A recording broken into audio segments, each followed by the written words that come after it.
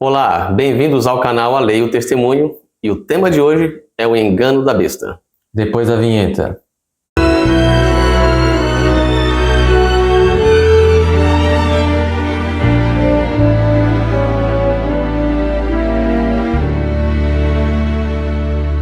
Bom, no estudo passado nós vimos que a transgressão que faria com que os povos do mundo todo ficassem estirados pela superfície da terra era a transgressão da lei de Deus. E nós suspeitamos que seja concernente ao sábado, que é o mandamento controvertido. E hoje nós vamos fazer uma abordagem do mesmo tema, só que um pouco diferente, para que possamos entendê-lo melhor, até chegarmos ao real sentido do que é a marca da besta. Então, o primeiro texto encontramos em 1 Coríntios, capítulo 3, os versos 16 ao 17. Não sabeis vós que sois o templo de Deus e que o Espírito de Deus habita em vós? Se alguém destruir o templo de Deus, Deus o destruirá, porque o templo de Deus, que sois vós, é santo. Então, nesse primeiro texto, vemos que nós somos o templo de Deus. O Espírito Santo habita em nós. Isso. Próximo texto, 1 Coríntios, capítulo 6, verso 19.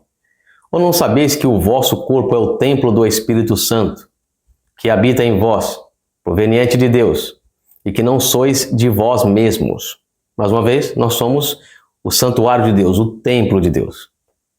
Temos mais um outro texto, em Jeremias, capítulo 31, o verso 33. Mas esta é a aliança que farei com a casa de Israel depois daqueles dias, diz o Senhor. Porei a minha lei no seu interior e a escreverei no seu coração, e eu serei o seu Deus e eles serão o meu povo. Agora atentem para essa última frase. E eu serei o seu Deus e eles serão o meu povo. Quando que isto se cumpriu? Próximo texto, 2 Coríntios, capítulo 6, verso 16. E que consenso tem o templo de Deus com os ídolos? Porque vós sois o templo do Deus vivente. Como Deus disse, neles habitarei, e entre eles andarei. E eu serei o seu Deus, e eles serão o meu povo. Então vemos aqui que essa nova aliança se cumpriu justamente no derramamento do Espírito Santo, onde agora os cristãos são templos de Deus. Ou seja, o derramamento do Espírito Santo e a nova aliança que dizia a respeito da impressão da lei no coração são a mesma coisa. São o mesmo evento. Então, o que ocorre aqui, no santuário terrestre, estava os 10 mandamentos, dentro da Arca da Aliança. E nós, como santuário, como templo de Deus, temos que conter também os 10 mandamentos na nossa Arca da Aliança, que veremos um pouco mais adiante. Então aqui vemos uma imagem onde representa o corpo humano e justamente os utensílios que havia no templo, tanto no pátio quanto no santuário. Então o primeiro era justamente o altar de sacrifício. E o que diz a Bíblia a respeito disto? Em 1 Pedro, capítulo 2, verso 5, vós também, como pedras vivas, sois edificados casa espiritual e sacerdócio santo, para oferecer sacrifícios espirituais agradáveis a Deus por Jesus Cristo. Então este templo aqui tem sua função, assim como tinha o antigo templo. E começa dizendo aqui que temos que oferecer sacrifícios espirituais a Deus. O próximo, que nós temos agora a bacia de lavar, né? Que também representava o batismo. Então está em Romanos capítulo 6, verso 4.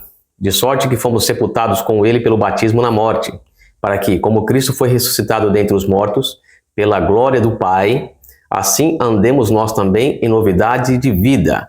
Então nós podemos notar aqui que o santuário celestial e o tabernáculo terrestre, ou o santuário terrestre, posteriormente erigido, todos eles representam o corpo humano.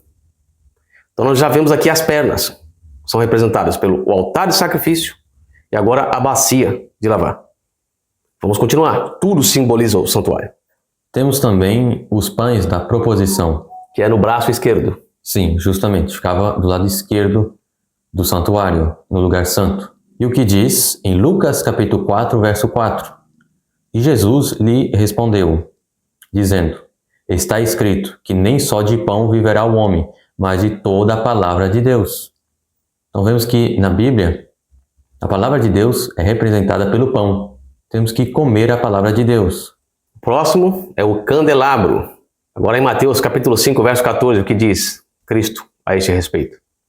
Vós sois a luz do mundo, não se pode esconder uma cidade edificada sobre um monte.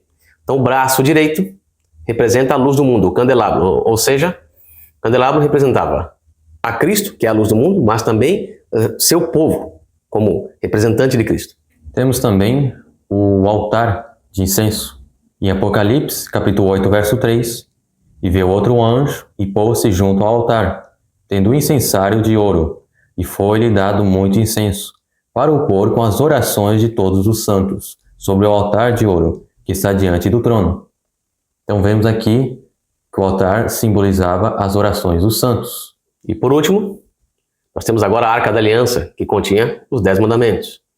E em Êxodo, capítulo 34, 29, nos diz que e aconteceu que, descendo Moisés do monte Sinai, trazia as 2 tábuas do testemunho em suas mãos. Sim, quando desceu do monte, Moisés não sabia que a pele do seu rosto resplandecia, depois que falara com ele.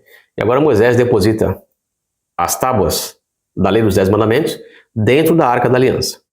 Então vamos notar aqui, nós temos as 2 pernas, perna esquerda, que representa o altar de sacrifício, e a perna direita, que representa a bacia de lavar.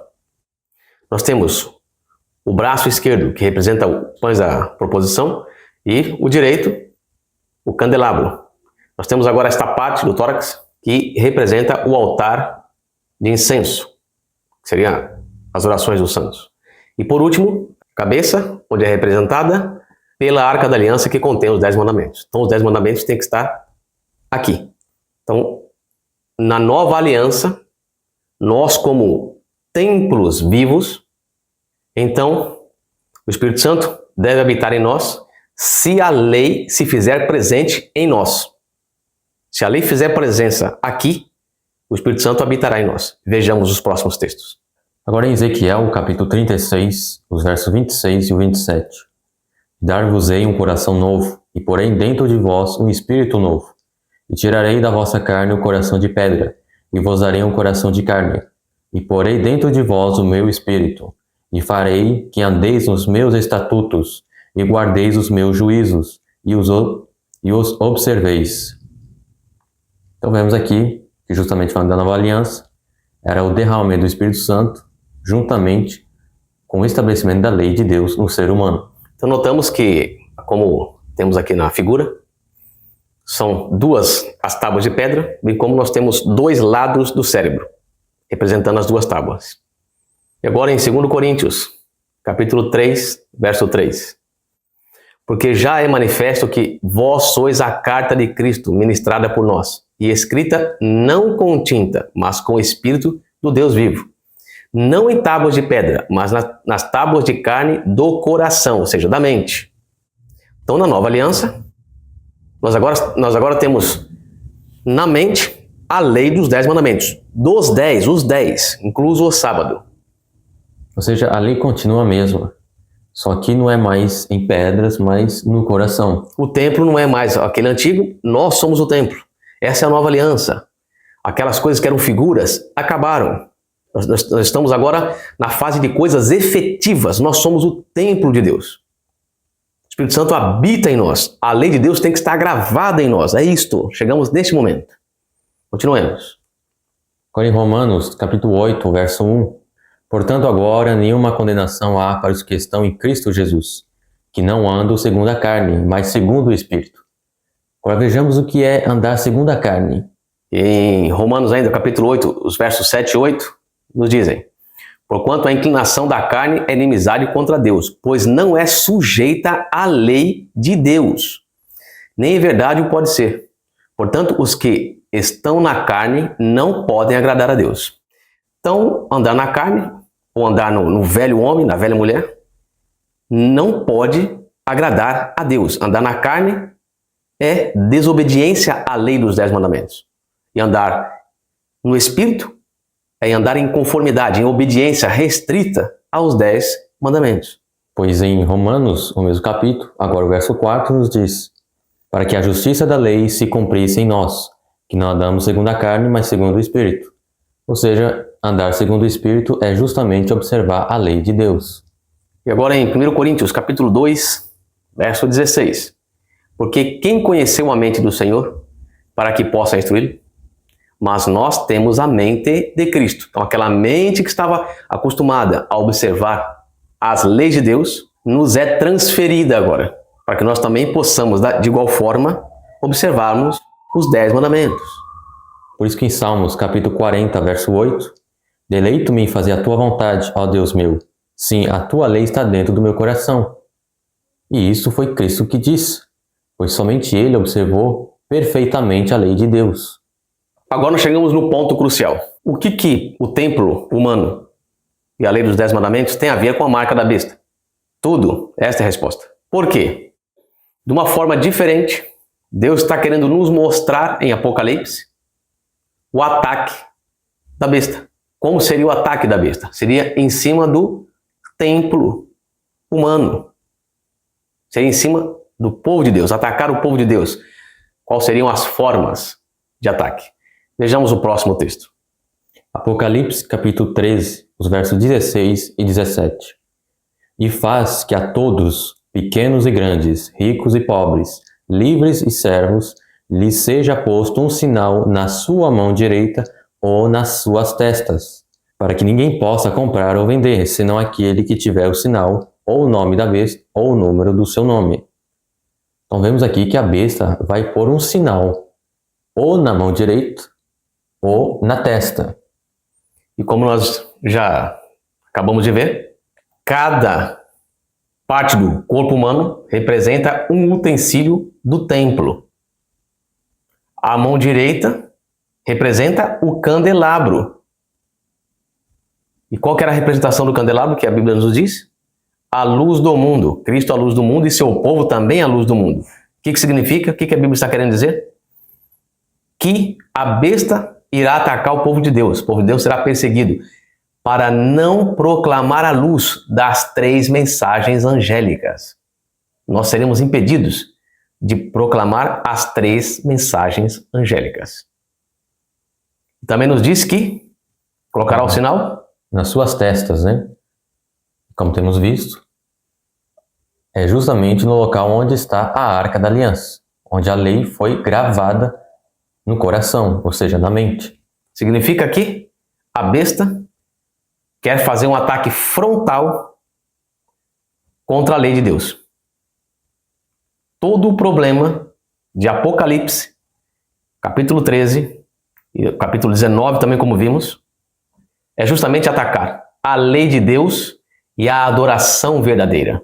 Então, mais uma vez a Bíblia nos mostra, através de símbolos, que o ataque final é contra os 10 mandamentos. Mas nós já vimos que existe um mandamento apenas que o mundo cristão não aceita, e este é o sábado. E que, mais uma vez, possivelmente, este é o mandamento que será atacado. Mas isso será para um próximo vídeo. Obrigado por assistir até o fim e vos esperamos para o próximo vídeo. Que Deus lhes abençoe e em nome de Jesus. Amém. Amém.